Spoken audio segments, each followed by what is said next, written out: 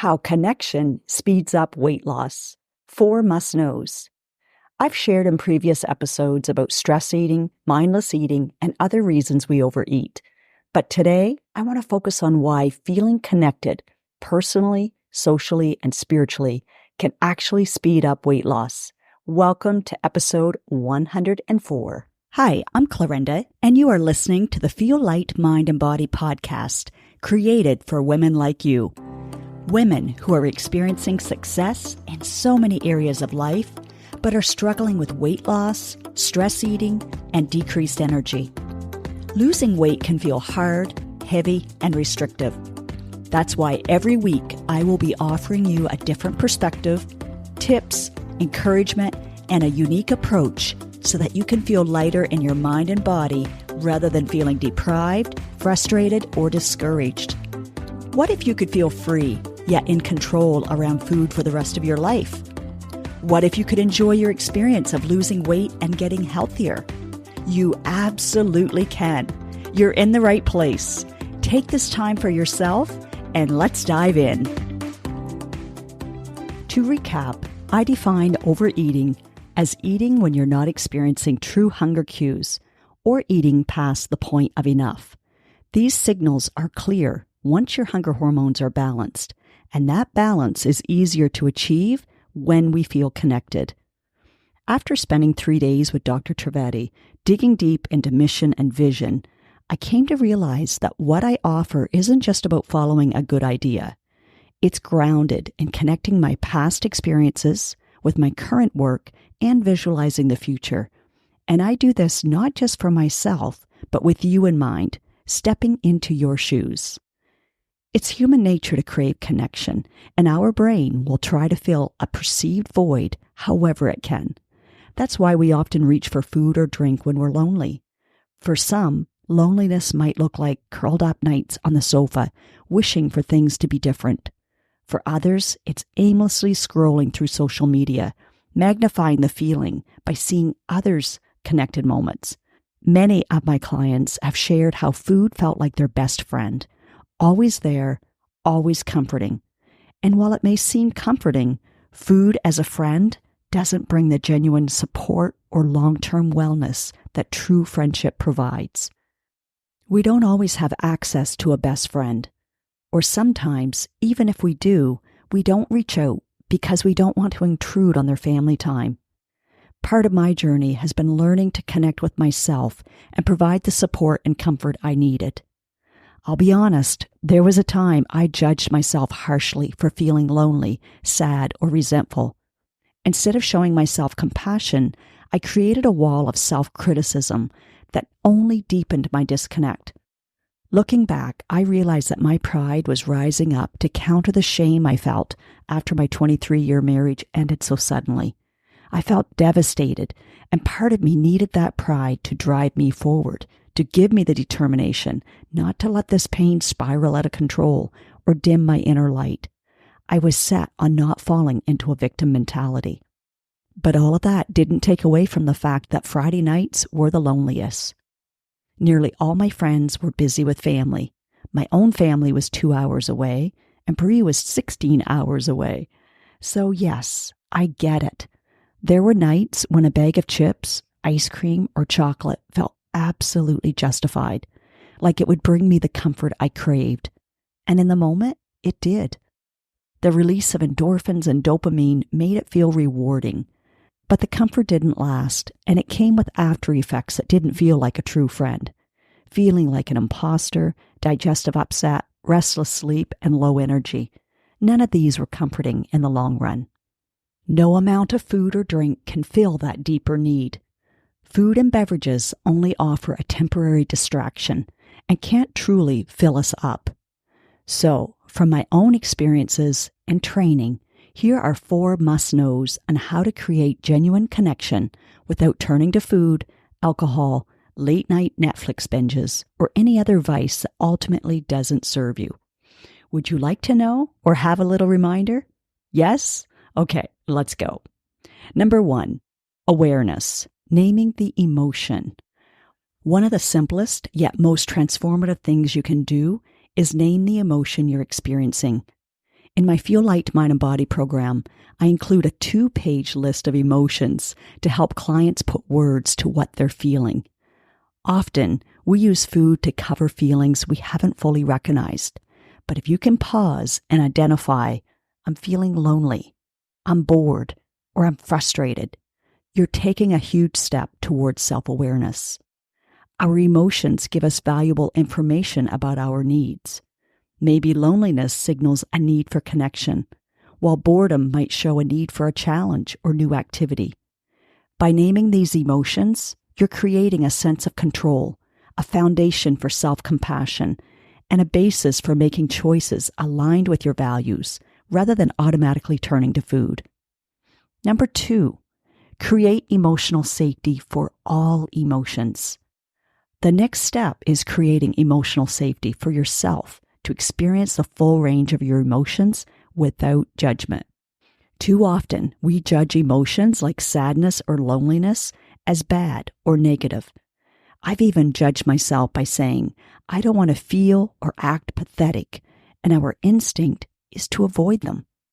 Shaming yourself for feeling shame won't feel good, so you'll avoid feeling it.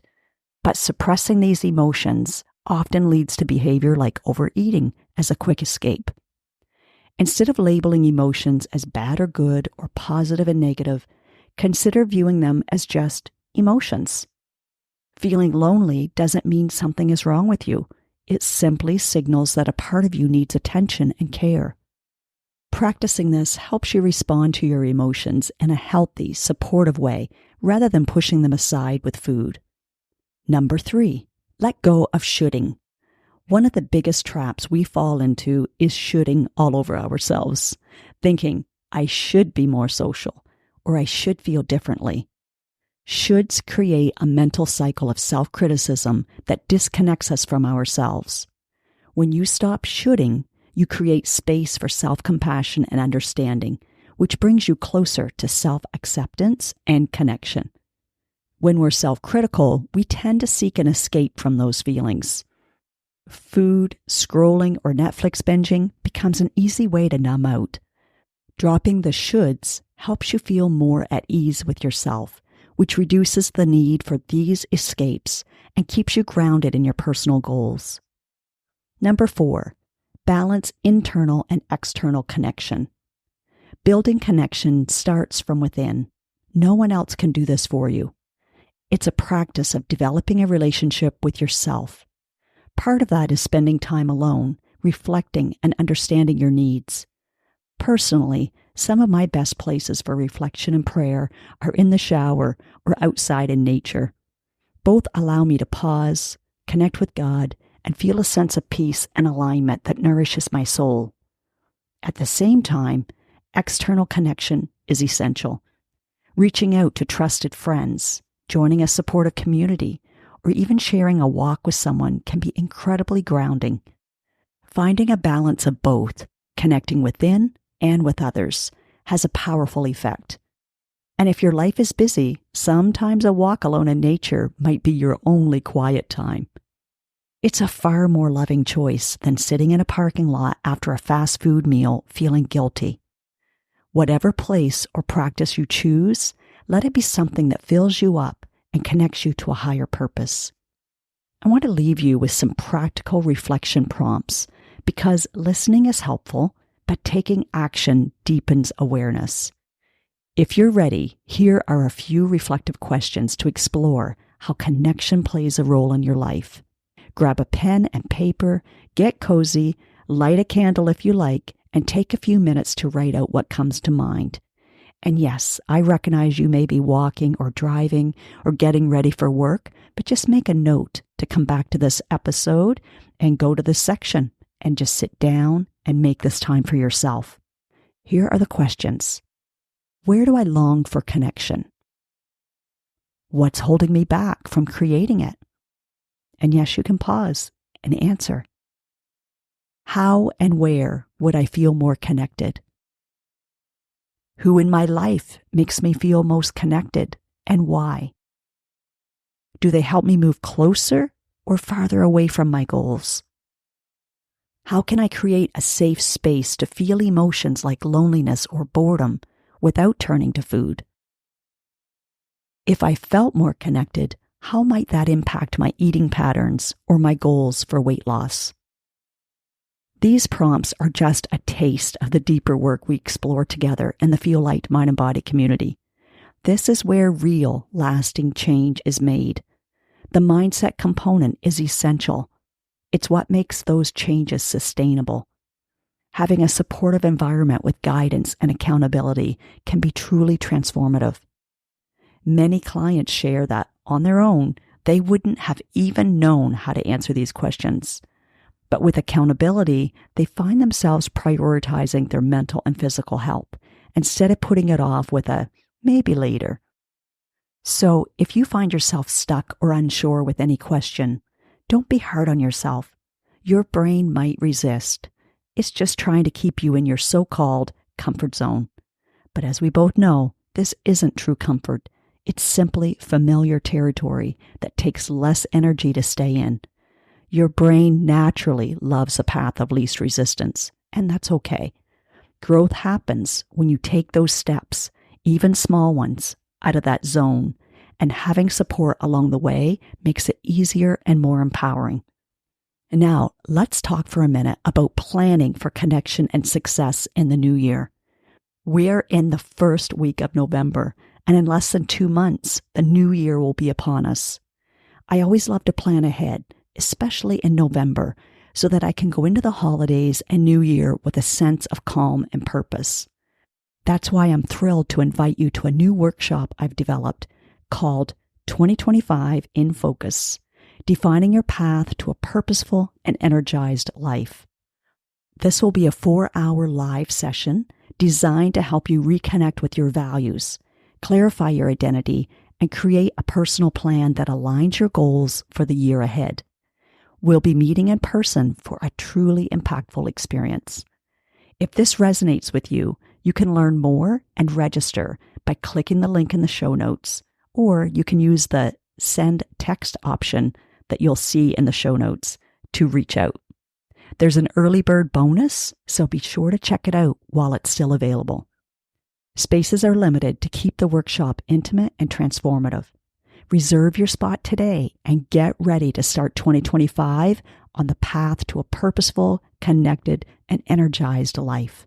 Now, do yourself the biggest favor. From love, take at least one action step from what you learned today.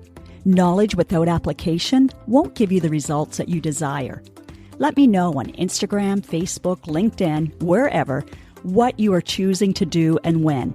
And yes, please leave a podcast review wherever you are listening to this. When people read your words and can see themselves in them, then you are contributing to women empowering other women. And that feels amazing. You just might change or save a life today.